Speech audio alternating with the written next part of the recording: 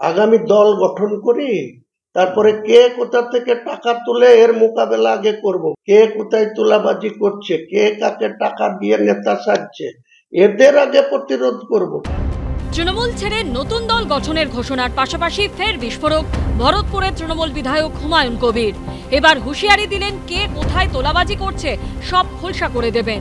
যদিও দলের বিধায়কের বিস্ফোরক মন্তব্য নিয়ে এখনই কোনো প্রতিক্রিয়া দিতে চায়নি তৃণমূল, তবে দল তাকে নিয়ে চুপ থাকলেও থামেননি ভরতপুরের তৃণমূল বিধায়ক। দলের বিরুদ্ধে বিস্ফোরক মন্তব্য করে শোকজ হওয়া থেকে শুরু করে তৃণমূল নেতৃত্বকে হুঙ্কার। সম্প্রতি কয়েকদিন ধরেই দলেরই একাংশের বিরুদ্ধে বিদ্রোহ ঘোষণা করেছিলেন ভরতপুরের তৃণমূল বিধায়ক হুমায়ুন কবির। প্রশ্ন উঠছিল, এই অবস্থায় কি করবেন ভরতপুরের তৃণমূল বিধায়ক? তৃণমূল ছেড়ে অন্য কোনো দলে যোগ দেবেন, না তৈরি করবেন নতুন দল? এই আবহে বিধানসভা ভোটের কয়েক মাস আগে শনিবার নতুন দল তৈরির দিনক্ষণ ঘোষণা করে দিলেন হুমায়ুন কবির। আমি দলের চেয়ারম্যান, আমার সঙ্গে কে থাকবে 22শে ডিসেম্বর লাইন করে দাঁড় করিয়ে দেবো ডায়াসে।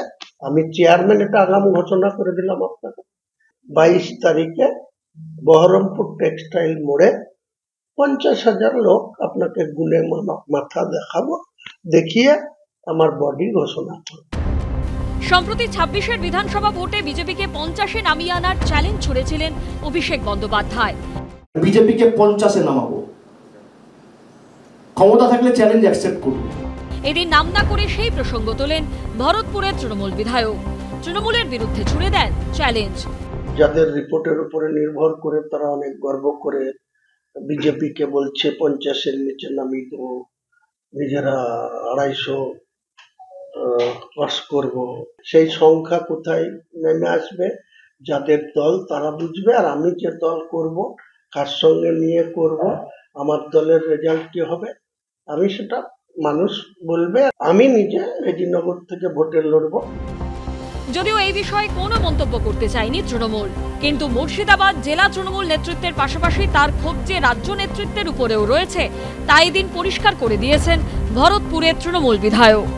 রাজ্য নেতৃত্বের প্রশ্রয়তে তো এরা এত বড় কথা বলছে, তা না হলে যে অভিষেক বন্দ্যোপাধ্যায়ের ঘরের ভিতরে মিটিং ডাকে, সেই মিটিং এর গল্প অভিষেক বন্দ্যোপাধ্যায় হুইপ দিয়ে বলছে যে ঘরের ভিতরে যা হয়েছে বাইরে যেন এই কথা না যায়।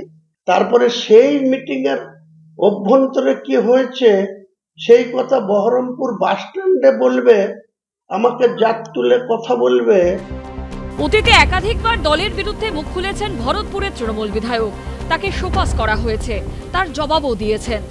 এই অবস্থায় তার নতুন দল গঠনের ঘোষণা নিয়ে তড়িঘড়ি কোনো মন্তব্য করতে নারাজ কংগ্রেস। কার্যত একই অবস্থান নিয়েছে বিজেপি। উনি অনেক সময় অনেক কমেন্টস করেছেন, আমি জানি না সেটা ইমপ্লিমেন্ট কতটা বাস্তবায়িত হবে।